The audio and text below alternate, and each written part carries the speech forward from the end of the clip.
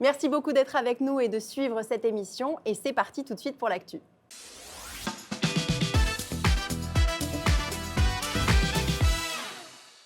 Alors, l'infoprenariat, c'est un concept basé sur la création et la vente d'informations en ligne permettant aux entrepreneurs de transformer leurs connaissances en produits numériques tels que des formations en ligne, des e-books ou des cours vidéo. Et cela permet de générer des revenus. Alors, certains, évidemment, critiquent les promesses, parfois trop alléchantes, de ces formations en ligne. C'est d'ailleurs pourquoi on a fait aujourd'hui un débat sur ce sujet.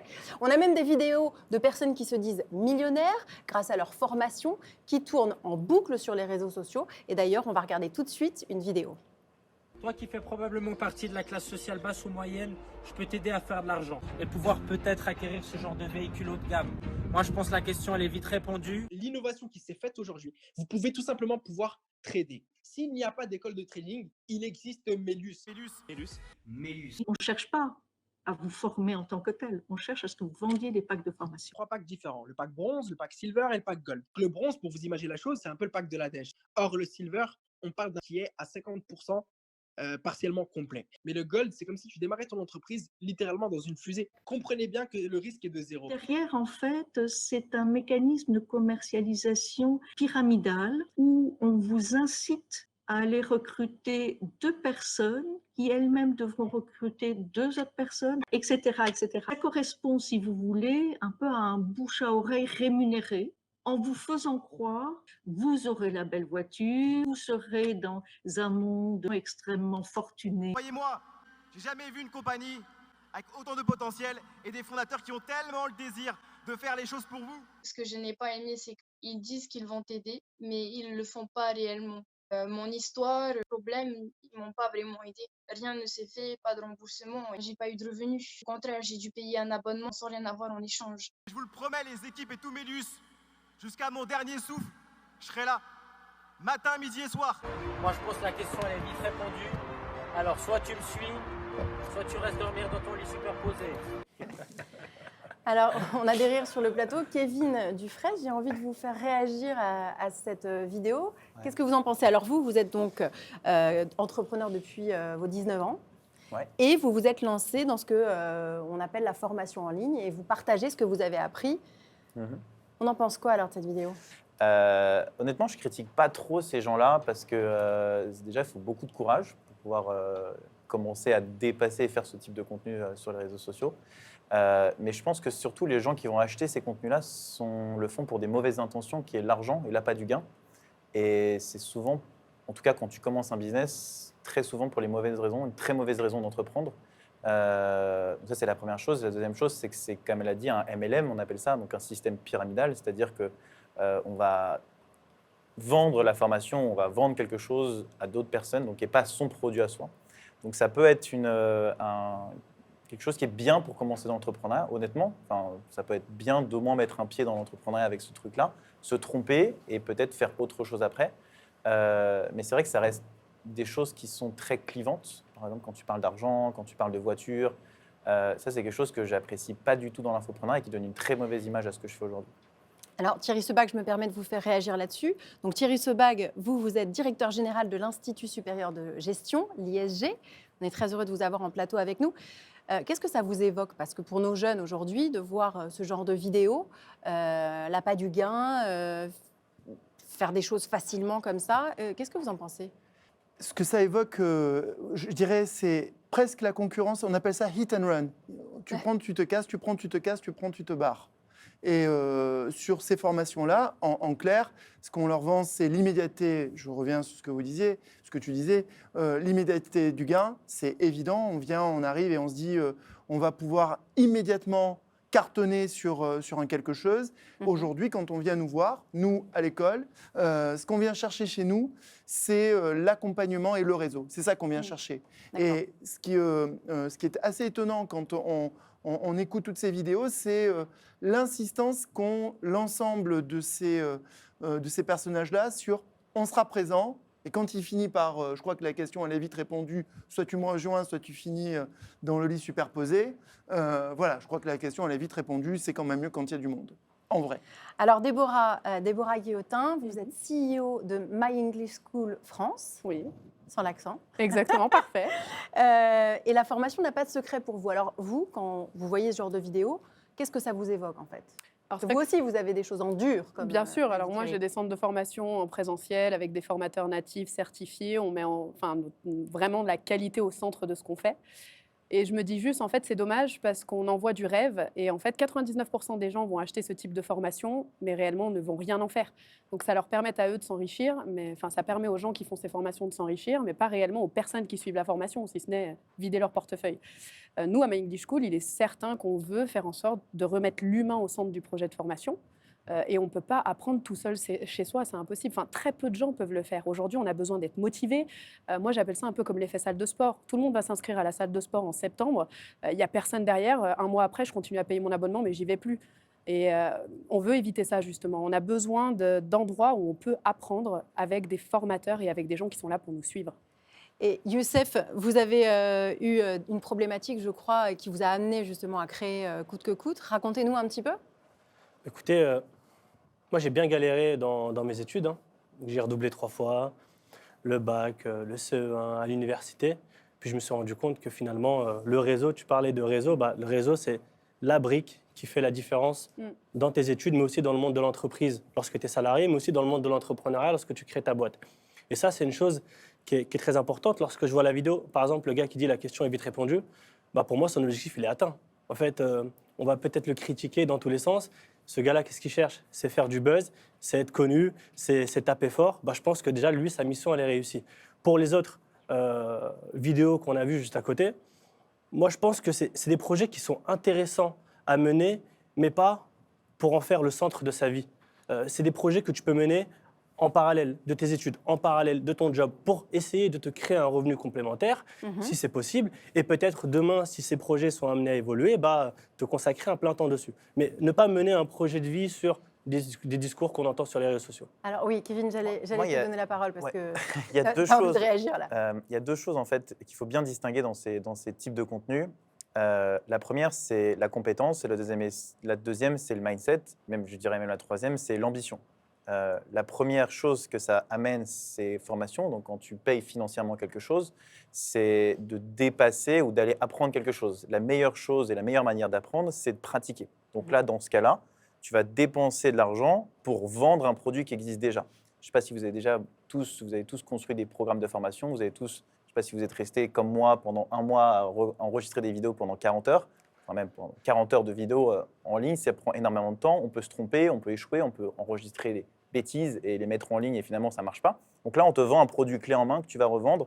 Et donc, du coup, tu vas apprendre le marketing, tu vas apprendre la vente, tu vas apprendre le copywriting, peut-être des mots-clés qui ne vous parlent pas, mais qui sont fondamentaux pour pouvoir réussir dans la vie.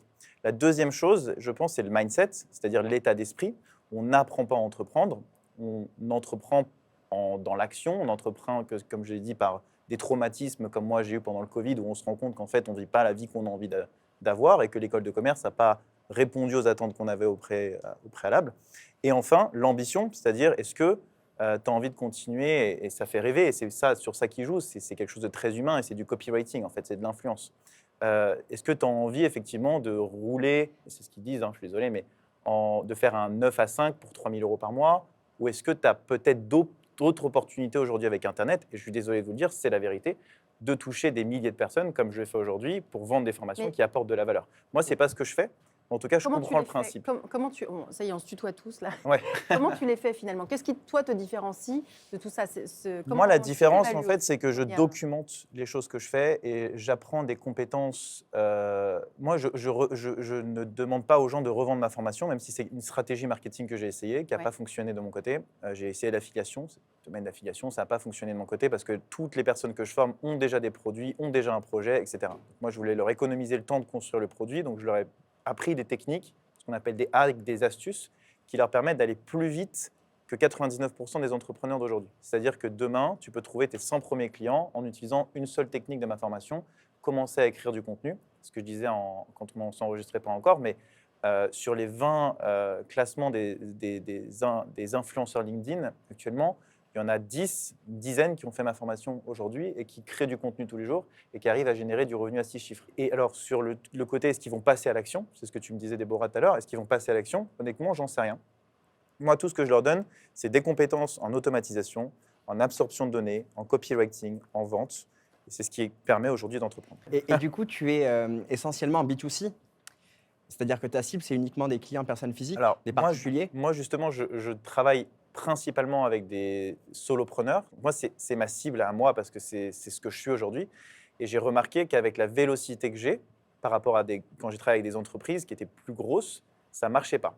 Il y avait une lenteur d'exécution, il y avait des hiérarchies, il y avait de la politisation et ça ne fonctionnait pas. Et est-ce que tu as déjà été confronté à une entreprise, un entrepreneur qui n'est pas satisfait de ta formation et qui demande le remboursement de cette formation je le fais immédiatement. Tu le fais immédiatement? Je le fais immédiatement, bien sûr. Ouais. Immédiatement. Il y a des gens qui ne sont pas prêts, en fait, tout simplement. C'est ce que je te dis. Voilà. Thierry, moi j'ai une question. Je vais vous donner la parole. Je vais te donner la parole. Je ne sais plus où on est là. Est-ce que ce ne seraient pas les nouveaux professeurs des temps modernes, enfin des années à venir là? Alors, il y a deux choses. D'abord, il y a le rôle des plateformes, l'accessibilité du savoir et l'immédiateté du savoir aujourd'hui sur lesquelles s'interrogent toutes les écoles. Il n'y a pas une école qui ne réfléchit pas là-dessus. Et quand on regarde toutes les écoles, j'aurais pu venir avec ça d'ailleurs, j'aurais pu venir avec les brochures de toutes les écoles de commerce de France et d'ailleurs. Elles disent globalement toutes la même chose. Elles disent toutes, nous c'est l'international, c'est vrai, nous comme les autres. Elles disent toutes, nous c'est une pédagogie différente où on va mettre de plus en plus de l'expérientiel, du projet, de l'appliquer, du concret. Mais ni plus ni moins que les autres. Donc, on fait venir énormément d'entreprises. Et puis, elles disent, enfin, c'est des doubles compétences avec des écoles d'ingénieurs qui sont au milieu et qui apprennent à faire d'autres choses. En vrai de vrai, aujourd'hui, nous, ce qu'on constate, c'est d'abord, le savoir est disponible H24. Tout à l'heure, en préparant l'émission, l'une des personnes est venue me voir en me disant « mais nous, on nous a interdit les ordinateurs en cours. Nous, on ne le fait pas. » Mais on a l'intime conviction que ce qui fait la valeur ajoutée d'une école, elle n'est pas sur le rôle de l'enseignant en tant que celui qui transmet un savoir dont il aurait un soi-disant monopole. Le rôle de l'enseignant, c'est d'abord d'être quelqu'un qui va animer un réseau. Quand on vient en cours, ce que l'on espère dans une école de commerce ou d'ingénieur, c'est que la personne qui vienne vous faire cours, à la fin, moi je cherche un job, en banque, j'espère que le prof qui viendra aura un réseau et qui pourra me dire je peux t'aider si tu veux. Donc c'est une question de réseau. Exactement. Et pour moi, ce qui est très important dans ce que tu disais, Kevin, c'est que le réseau est probablement l'une des compétences, quand je dis probablement, pour moi, c'est aujourd'hui la compétence à maîtriser et c'est celle que l'on vient chercher dans une école. Tout le reste, ça s'apprend et on n'apporte rien en plus. Je veux bien juste répondre 2 minutes à ce que tu viens de dire, Thierry. C'est 2 minutes, important. non, mais quelques secondes. 2 secondes. Moi, j'ai plus de 2000 personnes sur un groupe Facebook. J'ai plus de 500 personnes sur un groupe WhatsApp. J'ai 10 groupes de pods LinkedIn, c'est-à-dire que c'est des personnes qui vont s'auto-commenter et donner de la force sur les publications des gens. Quand tu me parlais, par exemple, tu viens d'un network et je pense que le rôle d'un enseignant, c'est de transmettre l'ambition aux gens. Moi, j'ai eu la chance d'être éduqué dans un système The Family. Je ne sais pas si ceux connaissent, c'était un gros réseau d'entrepreneurs à l'époque. The Family a été mon HEC à moi. C'est-à-dire que si tu as dans une école des gens qui ne sont pas ambitieux, tu ne deviendras jamais ambitieux malheureusement. Si tu nais dans une famille dont les parents ne sont pas riches, tu n'arriveras jamais à être riche en fait. Donc apprendre à faire de l'argent, pour moi, je suis convaincu que c'est quelque chose qui s'enseigne, qui se transmet. Mais pas par n'importe qui. Pas par n'importe qui. Pas par n'importe qui. Le problème aujourd'hui qu'on a avec les personnes qui font la même chose en quelque sorte que toi, c'est qu'on se retrouve avec des gens qui des fois n'ont aucune compétence et se permettent de faire des formations alors qu'elles n'ont pas forcément de valeur ajoutée. Et aujourd'hui, il est très dur de savoir qu'est-ce qui est une bonne formation d'une mauvaise. C'est très facile. Je suis désolé, c'est très facile. Tu regardes des notations sur Google ou tu regardes les résultats des élèves. Si on parle des notations de Google, si on parle des notations de Google, tu te nommes la meilleure formation business, tu as 200 commentaires. Dans les 200 commentaires, j'ai reconnu la majorité des gens qui te suivent sur Facebook et qui sont des amis. Ils ont tous fait ma formation. Et attends, et quand tu dis... J'ai 111 avis, 5 sur 5 sur Google. Il y a marqué 200 sur ton site. Oui, mais j'ai 200 notes sur mon site, donc des notes des gens qui donnent des témoignages vidéo plus des notations normales. Et j'ai 111 avis, 5 sur 5 sur Google. Moi, quand je viens sur ton site, par exemple, et que je vois ça, c'est juste pour mettre mon point. Quand je viens sur ton site et que je vois ça et que tu as 200 commentaires où tu te nommes la formation business la meilleure notée de France, enfin, je suis désolée, moi, j'ai 3700 avis pour 4,9 sur 5. Dans ce cas-là, je suis la meilleure formation d'anglais au monde. Peut-être. Non, il faut arrêter ça. Aussi, et quand tu mets « je suis reconnu par les meilleurs dans le domaine », Ruben Tayeb, Ruben Ouais. Tayeb est l'un des meilleurs dans le domaine. Non, mais la réalité, c'est que vous vous désolé, mais donnez des notes les chiffres et vous parlent. vous poussez les uns aux autres. Donc Mais au on ne se final, pousse pas, on se Mais bien sûr que reconnaît si. juste entre nous et on fait du oui, mais contenu. dans ce cas-là, tu peux pas dire les C'est meilleurs comme- nomment ma C'est comme formation. Youssef, pour moi, c'est l'un des Wahid premiers voulait influenceurs ajouter quelque LinkedIn. chose aussi. Oui, après, c'est un sentiment subjectif qu'il considère comme étant juste. Et s'il a une frappe commerciale avec suffisamment d'influence pour convaincre l'auditoire de suivre sa formation parce qu'il considère que c'est la meilleure, il faut y aller. Par contre, je partage ton point de vue quand tu dis qu'aujourd'hui, le prof, ce n'est plus forcément le sachant. C'est bien sûr le sachant, mais ce qu'on recherche surtout, c'est le réseau. Et on a besoin d'avoir le réseau de ce professeur pour aider Mais- ses futurs mais- étudiants et- à intégrer les meilleures Je écoles. suis pas Et d'accord c'est- non plus, je suis désolé, tu crées du contenu, ton réseau, tu le crées. Enfin, moi, genre, mais attention, Non, je dis pas que attention, les le réseau, formations- c'est pas passif. Hein. Ça Alors, ne veut pas après- dire que le réseau soit Ouais, passif. après, attention. Vous Ouais. voyez, à la rentrée, nous, on a une masterclass qui est comment devenir leader d'opinion pour ne plus jamais avoir ni à demander, ni à postuler. ouais, bah, moi, Et juste, je me alors, demande pourquoi on apprendre est le là. réseau, Tu vois. apprendre le réseau, c'est ça. J'ai une... C'est Juste Beaucoup- pour finir, pardon. Vas-y. Juste, la France a besoin d'avoir des sociétés comme la tienne, ça c'est clair.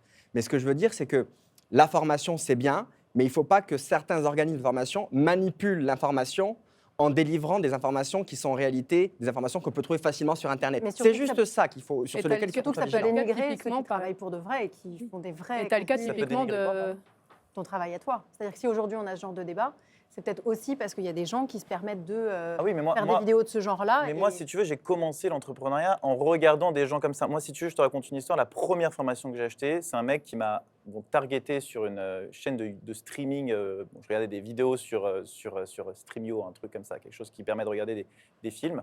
Je regardais des films et il y a un mec qui m'envoyait des messages. Regarde cette technique, elle va te permettre de gagner beaucoup d'argent. C'est arrivé une fois, 2 fois, 3 fois, 10 fois, c'était 50 €. J'ai dépensé 50 €. J'ai ouvert le lien. Il m'a affiché un écran, il m'a monté une vidéo, il m'a dit bah voilà, je ne sais pas si je peux le dire à la télé, mais voilà, je t'ai niqué, je t'ai volé 50 €, et tu peux faire la même chose. Et je vais t'expliquer comment. Et je suis désolé, Elle est magnifique, mais ça vaut 50 € parce que j'ai compris depuis ce moment-là que bah oui, tu peux faire de l'argent sur Internet. Il y a des gens. pas Quitte à arnaquer stupides. les gens. Mais quitte à... Quitte C'est à pas- arnaquer les gens. Je suis C'est désolé, la je suis question désolé, de la je suis apprentissage. désolé, cette leçon vaut 50 €. Bah clairement, mais quitte En à parlant- arnaquer les gens. voudrais Et là, que- le je voudrais problème que est là. Youssef C'est pas de intervienne. l'arnaque si moi je suis Alors- prêt à avoir payé 50 € pour comprendre qu'en fait Que tu peux tu te faire de fais l'argent en arnaquer. ligne. Juste, faire de l'argent. juste en parlant. Juste, il y a un moi, je pense que si aujourd'hui toutes ces formations elles existent, c'est parce que la société a échoué. Donc, on a mis l'argent au centre des intérêts de tout le monde et que l'école a échoué. Parce que en réalité, le nombre d'écoles qu'on a aujourd'hui de commerce sur le marché, le nombre d'institutions, si on a encore aujourd'hui des personnes qui ont besoin de payer eux-mêmes des formations pour apprendre des choses, c'est que en fait, c'est la société qui a échoué. Et s'ils sont là, c'est parce qu'il y a un marché aussi. Mais Youssef, moi, j'ai une question. Toi, dans ton école, Ouais. qui sont les professeurs? Qui vient dans ton école?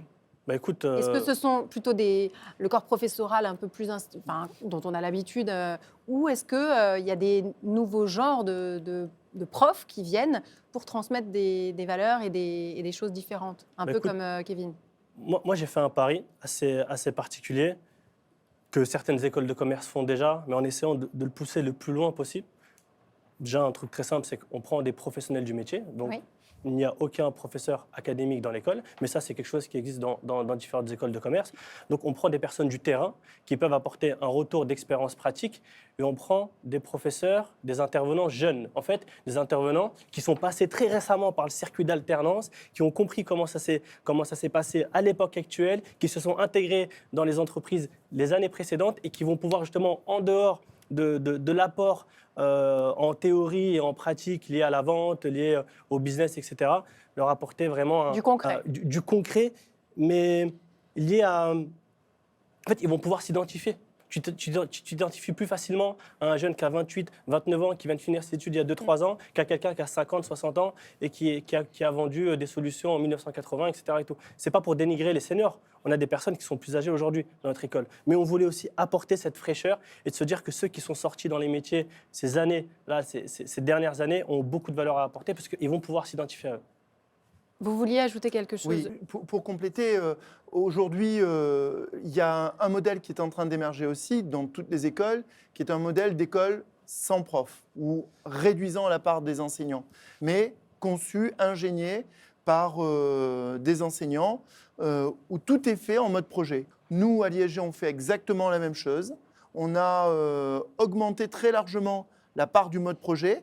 Et quand on fait ça, c'est plus les enseignants en tant que tels qui sont face à nos étudiants. Parfois, ce sont de grands enseignants, de grands étudiants qui viennent. Parfois, ce sont des entreprises. Et les retours sont lesquels alors? Et les retours sont très positifs. D'abord parce que vous êtes mis au cœur des projets, parce qu'on vient vous confier des projets qui sont des projets concrets, que vous allez ensuite chercher le prof qui est le prof de market, le prof de design, le prof qui va vous aider à faire l'application qui va vous permettre de.